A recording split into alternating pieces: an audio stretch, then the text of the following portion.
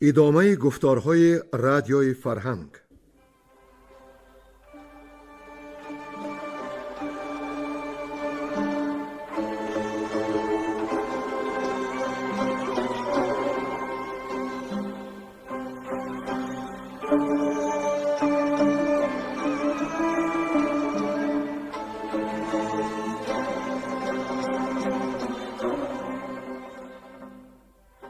بسا رنج بردم در این سال سی، عجم زنده کردم بدین پارسی. بسا رنج بردم در این سال سی، عجم زنده کردم بدین پارسی.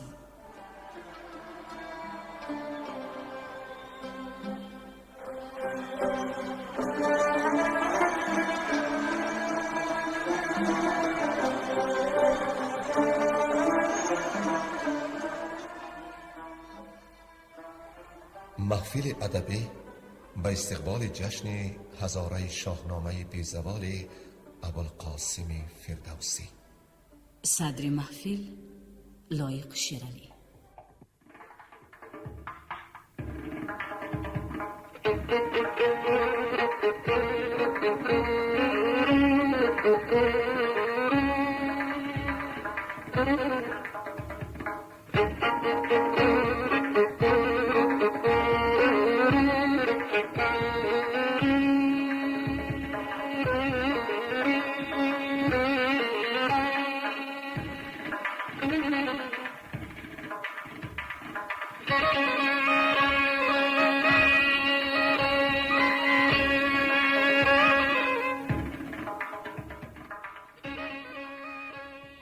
شنوندگان گرامی، در خاطر دارم که ما در گفتار پیشین به جای رسیدیم که کاووس رستم را از زابلستان فرا خواند و لشکری آراستند علیه سهراب. سهراب از باره دیش لشکری کاووس را دید، اما تنگدل نشد. رستم جامه ترکوار به بر کرده تا حصار پنهان آمد و درون دیش وارد شد. سهراب آهنگ جنگ کرد، اما مادرش ژندرزم را که رستم را گاه بزم دیده بود پیش خواند و فرمود که اگر روز کین سپاه به حال تنگ اندر آید، پدر را به پسر یعنی رستم را به سهراب بنماید. سهراب همراه ژندرزم و همان و بارمان و 50 پرستار آماده جنگ شد. رستم آنها را از دور میدید. ژندرزم پی کار بیرون رفت و جهان پهلوان را بدید و از او پرسید که چی مردی و سوی روشنی بیای و رخ نمای. تهمتن مشتی بر گردن او زد و او در جای خیش خشک شد. سهراب چون ژندرزم زمان دیر کرد بیمناک شد. چون به او گفتند که ژند را روزگار سر آمده، سهراب سوگند خورد که از ایرانیان کین ژندرزم را خواهد ستاند. صباح دیگر سهراب خفتان جنگ پوشید و بر اسب نیل رنگ نشست و به جای آمد که سپاه ایرانیان را بدید و پیش هجیر آمد و از او درخواست کرد که هرچی سوال کند او باید جواب راست بگوید. هجیر راضی شد.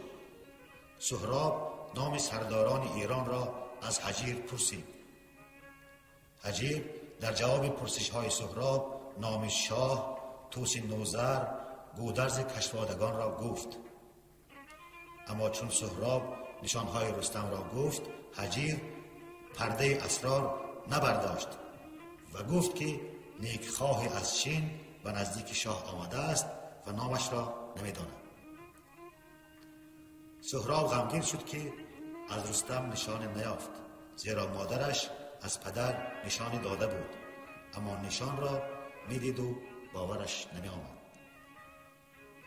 و بسیار میخواست از زبان هجیر نام رستم را بشنود و باز نام سرداران سپاه ایران را پرسید. هجیر نام گیو که داماد رستم است، فریبرز که فرزند شاه است و نام گراز را گفت. سهراب افسوس خورد که هجیر هیچ نام رستم را یاد نکرد و گفت که هیچ در گمان در نمی آید که در لشکر کاووس رستم پیشرو نباشد. هجیر به سهراب گفت که شاید رستم به زابلستان رفته باشد و سهراب گفت که هیچ امکان ندارد رستم چنین رزم را واگذار کرده به رامش بنشیند. بنابراین اگر رستم را به من ننمایی سرت را از تن جدا میکنم. هجیر پیش خود اندیشید که اگر رستم را به سهراب بنماید عجب نیست از دست او کشته شود و تخت کاووس شاه از دست برود. بنابراین به سهراب گفت که با او کینه آراستن یل جوان خوب نیست، زیرا واقعا از رستم آگهی ندارد و اولاتر آن است که سهراب با رستم نبرد نجوید، زیرا رستم گرد او را خواهد برآورد. اینک دوام داستان را بشنوید که چون سهراب بر لشکر کاووس تاخت می‌آورد. گویندگان ساربان، بیرنگ کهدامنی، صحاب‌الدین، شمس‌الدین و کمینه.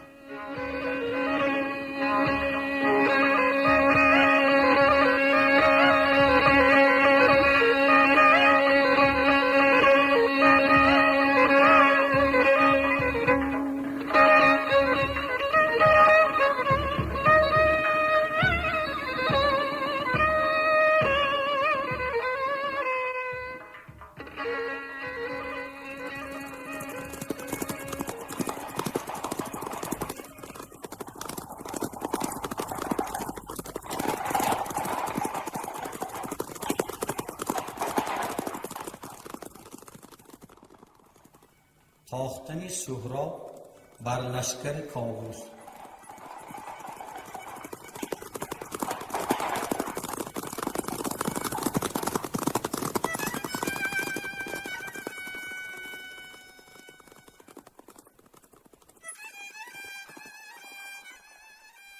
چو بشنید گفتارهای درشت، سری پردلان زود بنمود پشت. نهان کرد از او روی چیزی نگفت، عجب ماند از آن گفته های نهفت. ز بالا زدش تون یک پشت دست، بیفگندش آمد به جای نشست. بسی کرد اندیشه های دراز، ز هر گونه کرد پیکار ساز. ببست از پی کینه آنگه کمر، نهاد از سری سروری تاج زر. زره را خفتان بپوشید شاه، یکی ترک رومی بسر برنهاد. گرفتش سنان و کمان و کمند، گران گورز را پهلوی دیوبند. ز تندی به جوش آمدش خون رگ، نشست از بری باره تیزتر. خروشید و بگریفت نیزه به دست، به آوردگه رفت چون پیل مست. برون آمد و رای ناورد کرد، برآورد بر چهره ماهگرد. وزان پس دمان شد به پرده سرای، به نیزه برآورد بالا ز جای.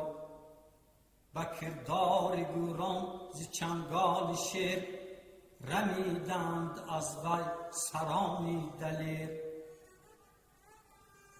کس از نامداران ایران سپاه، نیارست کردن بدو در نگاه. ز پای و رکیب و ز دست و اینان، ز بازوی آن آب داده سنان. وزان پس دلیران شدند انجمن، بگفتند کینت گوی پیلتن. نشاید نگه کردن آسان بدوی، که یارد شدن پیش او جنگجوی. وزان پس خروشید سهراب گرد، همه شاه کاووس را برشمرد. چنین گفت که ای شاه آزاد مرد، چگونه است کارت به دشتی نبرد. چرا کرده ای نام کاووس کی، که در جنگ شیران نداری تو پی. گر این نیزه در مشت پیچان کنم، سپاهی تو را جمله بی جان کنم.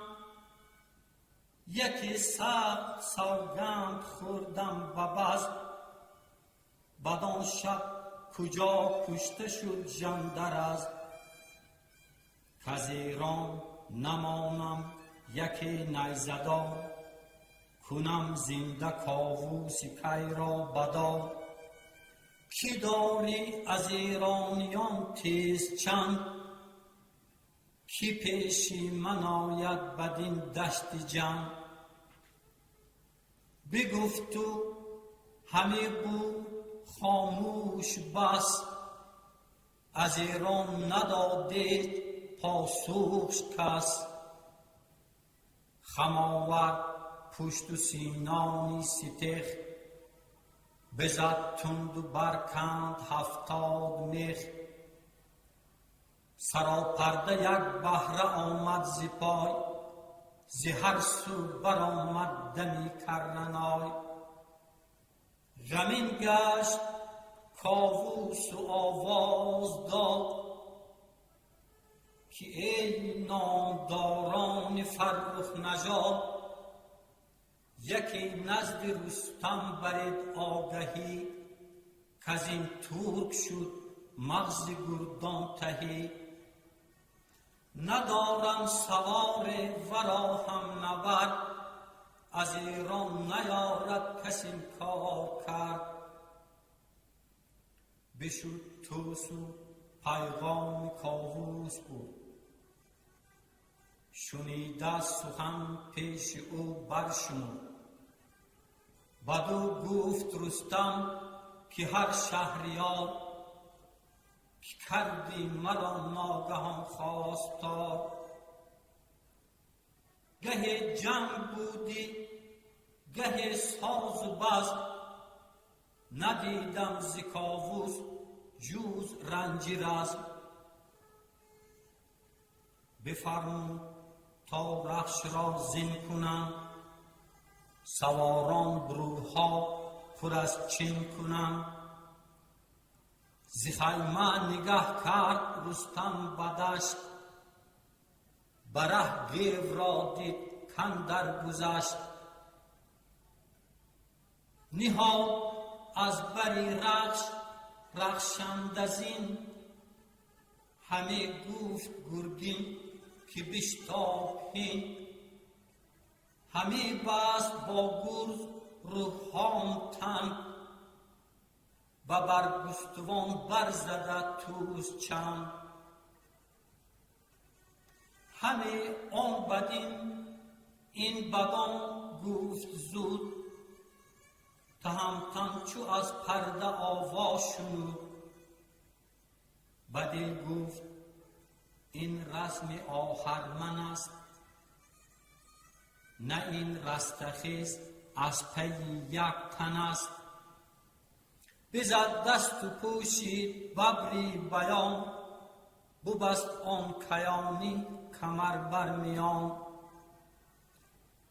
نشست از بری رخش و پیمود را، زواره نگهبان گاه و سپاه. بدو گفت از ایدر مرا پیشتر، به من دار گوش از یلان بیشتر. درفشش ببردند با او به هم، همی رفت پرخاش جوی و دیژم. چو سهراب را دید و آن یال شاه، برش چون بری سام جنگی فراخ. بدو گفت از ایدر به یک سو شویم، به آوردگه بر به آهو شویم. بمالید سهراب کف را به کف، به آوردگه رفت از پیش صف. بگفت تو به رستم برو تا رویم، به یک جای هر دو مردی گویم. از ایران و توران نخواهیم کس، چو من باشم و تو به آورد بس. به آوردگه مرد تو را جای نیست، تو را خود به یک مشت من پای نیست. با بالا بلندی با کتف و یال، ستم یافت با این به بسیار سال. نگاه کرد رستم بدان سرفراز، بدان سفت و چنگ و رکیبی دراز. بدو گفت نر ای جوان مرد نرم، زمین خشک و سرد و هوا نرم و گرم. به پیری بسی دیدم آوردگاه، بسی بر زمین پست کردم سپاه. تبه شد بسی دیو بر دست من، ندیدم بدان سو که بودم شکم. نگاه کن مرا تا ببینی به جنگ، اگر زنده مانی نترس از نهنگ. مرا دیده در جنگ دریا و کوه، که با نام داران توران گروه. چه کردم ستاره گوای من است، به مردی جهان زیر پای من است. همی رحمت آرد به تو بر دلم، نخواهم که جانت ز تن بگسلم. نمانی به ترکان بدین یال و سوفت، به ایران ندانم تو را نیز جفت. چو آمد ز رستم چنین گفتگوی، بجنبید سهراب را دل بدوی. بدو گفت کز تو بپرسم سخن، همه راستی باید افکند بن. یکایک نژادت مرا یاد آر، یکایک نژادت مرا یاد دار. ز گفتار خوبت مرا شاد دار. من گمانم که تو رستمی، که از تخمه نامور نیرمی. چنین داد پاسخ که رستم نیم، هم از تخمه سام نیرم نیم. که او پهلوان است من کهترم، نه با تخت و گاهم نه با افسرم. چنین داد پاسخ که رستم نیم، هم از تخمه سام نیرم نیم. که او پهلوان است من کهترم، نه با تخت و گاهم نه با افسرم. ز امید سهراب شد ناامید، ز امید سهراب شد ناامید.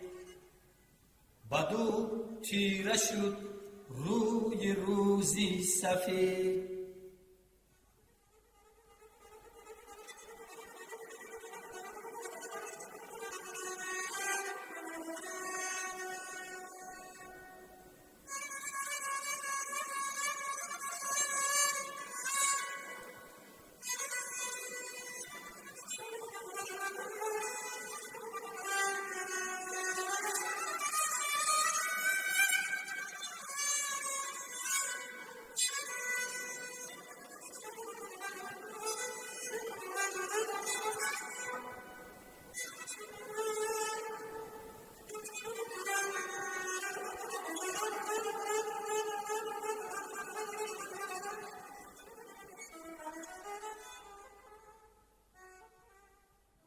رزم رستم با سهراب.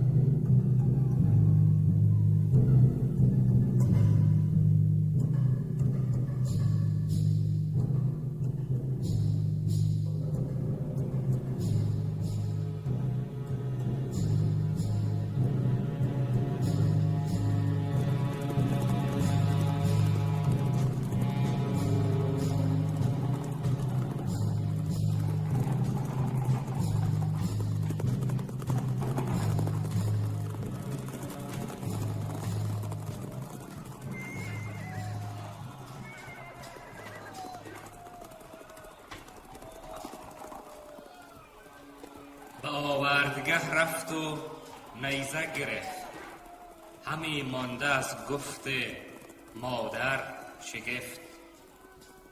یکی تنگ میدان فرو ساختند، به کوتاه نیزه همی باختند. نمانده ایچ بر نیزه بند و سنان، به چپ باز بردند هر دو عنان. به شمشیر هندی برآویختند، همی زآهن آتش فرو ریختند. به زخم اندرون تیغ شد ریز ریز، چه زخمی که پیدا کند رستخیز. گرفتند از آن پس عمود گران، همی کوفتند آن برین این بران. ز نیرو عمود اندر آمد به خم، چمان بادپایان و گردان دژم. ز اسپان فرو ریخت برگستوان، زره پاره شد بر میان گوان. فرو ماند اسپ و دلاور ز کار، یکی را نبد دست و بازوش یار. تن از خی پرآب و دهان پر ز خاک، زبان گشته از تشنگی چاک چاک. یک از دیگر استاد آنگاه دور، پر از درد باب و پر از رنج کور. جهانا شگفتی ز کردار توست، شکسته هم از تو درست. از این دو یکی را نجنبید مهر، خرد دور بود مهر نرمود چهر. همه بچه را باز داند ستور، چه ماهی به دریا چه در دشت گور. نداند همه مردم از رنج و آز، یکی دشمنی را ز فرزند باز. به دل گفت رستم که هرگز نهنگ، ندیدم که آید بدینسان به جنگ. مرا خوار شد جنگ دیو سپید، ز مردی شد امروز دل ناامید. ز دستی یکی ناسپرد جهان، نه گردی نه نامآوری از مهان. بسیری رسانیدم از روزگار، دو لشکر نظاره بدین کارزار. چو آسوده شد باره هر دو مرد، ز آزار جنگ و ز ننگ و نبرد. بزه برنهادند هر دو کمان، جوانه همان سال خورده همان. زره بود و خفتان و ببر بیان، ز کلک و ز پیکان نیامد زیان. غمین شد دل هر دو از یکدیگر، گرفتند هر دو دوال کمر. تهمتن اگر دست بردی به سنگ، بکندی سیاه سنگ را روز جنگ. کمربند سهراب را چاره کرد، که از زین بجنباندند در نبرد. میان جوان را نبود آگهی، بماند از هنر دست رستم تهی. فرو داشت دست از کمربند اوی، شگفتی فرو ماند از بند اوی. دو شیروژن از جنگ سیر آمدند، تبه گشته و خسته دیر آمدند. دگر باره سهراب گرز گران، ز زین برکشید و بیفشرد ران. بزد گرز و آورد کتفش به درد، بپیچید و درد از دلیری بخورد. بخندید سهراب و گفت ای سوار، به زخم دلیران نیید پایدار. به زیر اندرت رخش گویی خر است، دو دست سوار از همه بدتر است. اگرچه گوی سرو بالا بود، جوانی کند پیر کانا بود. به پستی رسید این از آن از این، چنان تنگ شد بر دلیران زمین. که از یکدیگر روی برداشتند، دل و جان به اندیشه بگذاشتند. تهمتن به توران سپه شد به جنگ، بدانسان که نخجیر بیند پلنگ. به ایران سپه رفت سهراب گرد، عنان باره تیزتک را سپرد. بزد خویشتن را به ایران سپاه، به دستش بسی نامور شد تباه. میان سپاه اندر آمد چو گرگ، پراگنده گشتند خرد و بزرگ. دل رستم اندیشه کرد بد، که کاووس را بیگمان بد رسد. از این پرهنر ترک نوخاسته، به خفتان برو بازو آراسته. به لشکرگه خویش تازید زود، که اندیشه دل بدان گونه بود. میان سپه دید سهراب را، زمین لعل کرده به خوناب را. سر نیزه پر خون و خفتان و دست، چو شیری که گردد ز نخجیر مست. دژم گشت رستم چو او را بدید، خروشی چو شیر ژیان برکشید.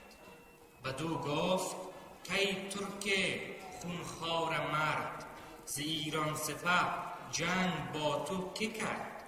چرا دست با من نسودی همه، چو گرگ آمدی در میان رمه.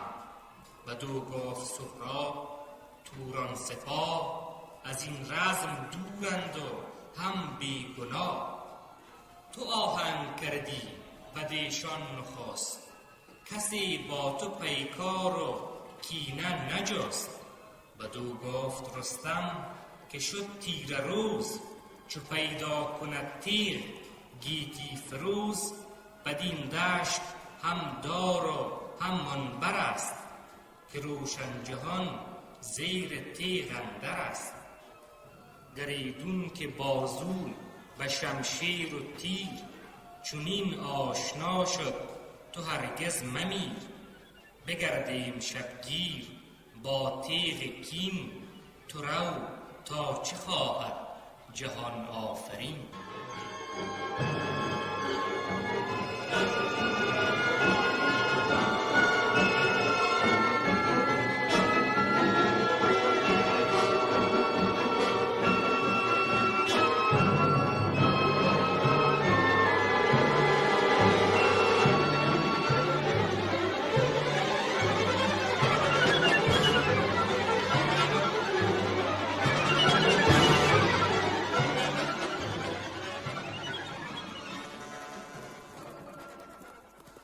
بازگشتن رستم و سهراب به لشکرگاه.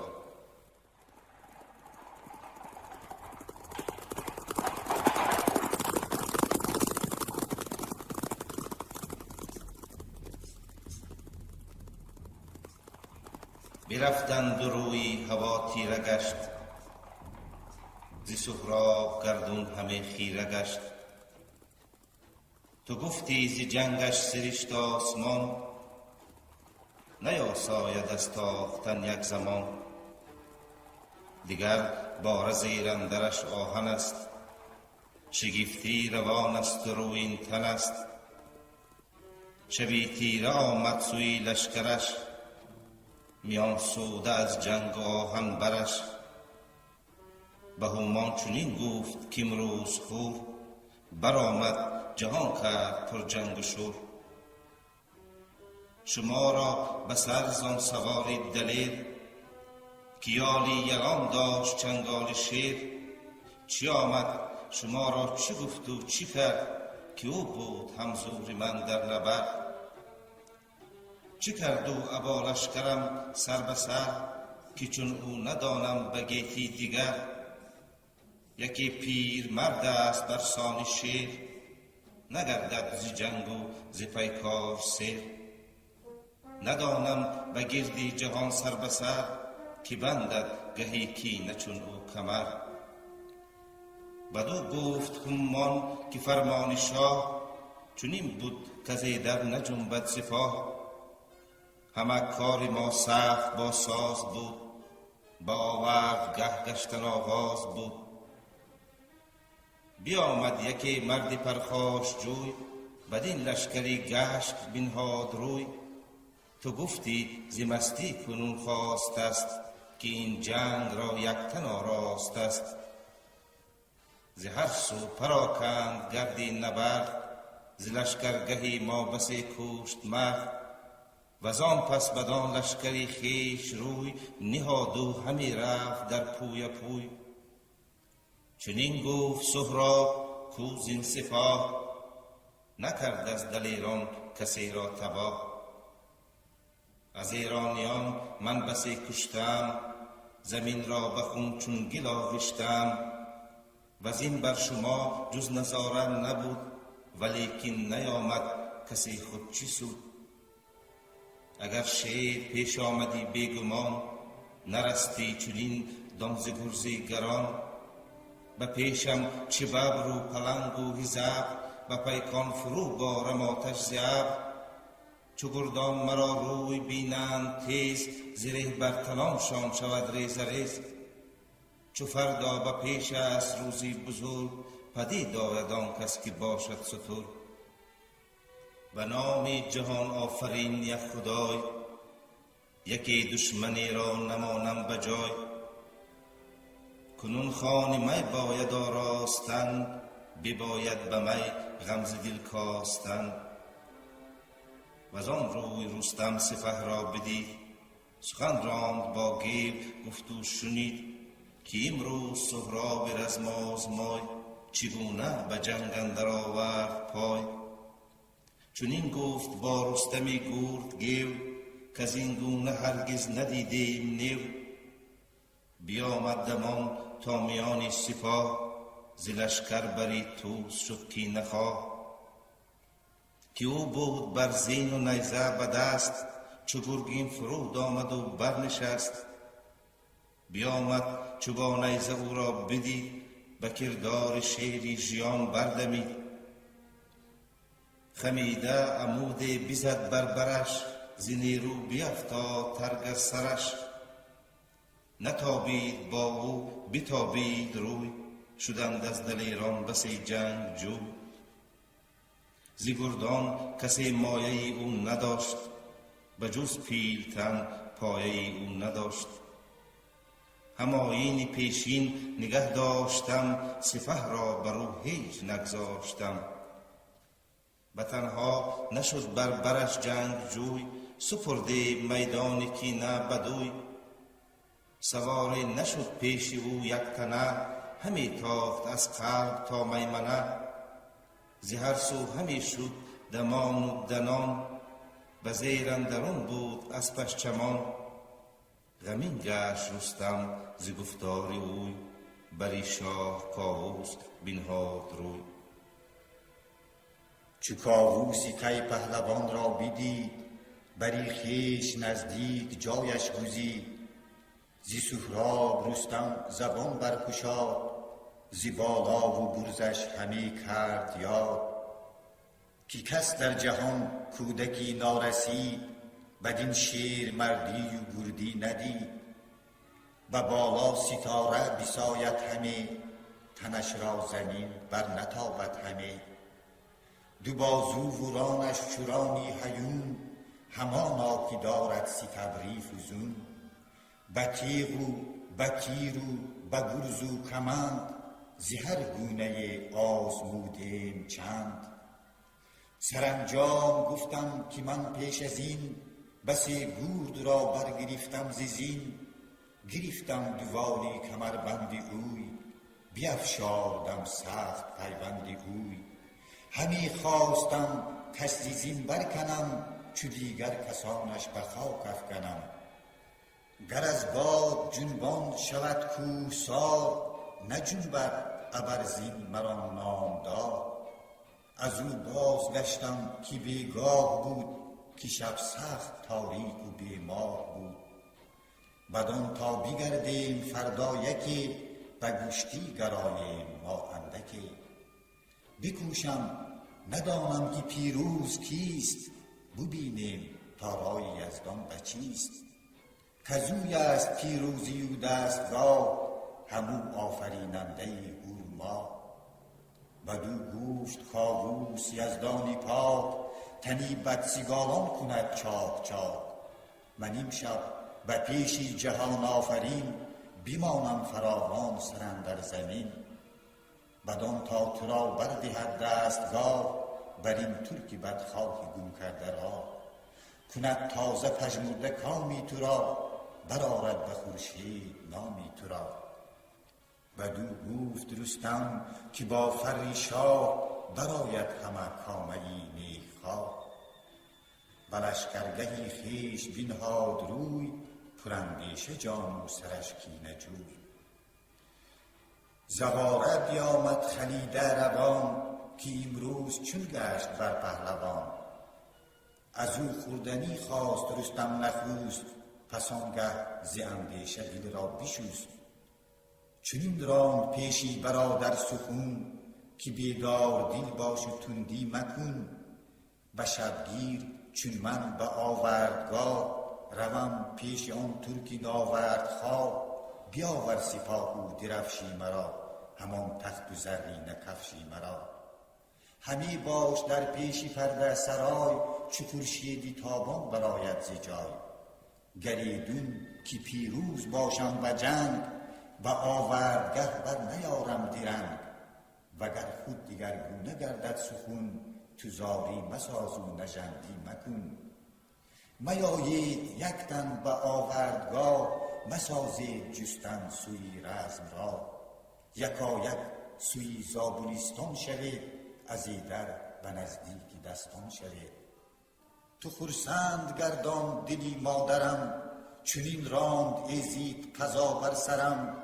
بگویش که تو دل به من در مبند، مشو جاویدان بهر جانم نژند. کسم در جهان جاویدانه نماند، زگردون مرا خود بهانه نماند. بسی دیو و شیر و پلنگ و نهنگ، تبه شد زی چنگم به هنگام جنگ. بسی باره و دیش که کردیم پست، نیاورد کس دستی من زیری دست. در این مرگ را آن بکوبد که پای، به اسپندر آرد بجنبد زی جای. اگر سال گردد فزون از هزار، همین است راه و همین است کار. نگه کن به جمشید شاهی بلند، همان نیز تحمورسی دیوبند. به گیتی چو ایشان نبود شهریار، سرانجام رفتند زی کردگار. چو گیتی بر ایشان نماند و بگشت، مرا نیز بر ره بباید گذشت. چو خرسند گردد به دستان بگوی، که از شاه گیتی مبرتاب روی. اگر جنگ سازد تو سستی مکن، چنان رو که او راند از بوسخن. همه مرگ رایم پیر و جوان، به گیتی نماند کسی جاویدان. زی شب نیمه گفت سهراب بود، دیگر نیمه آرامش و خواب بود.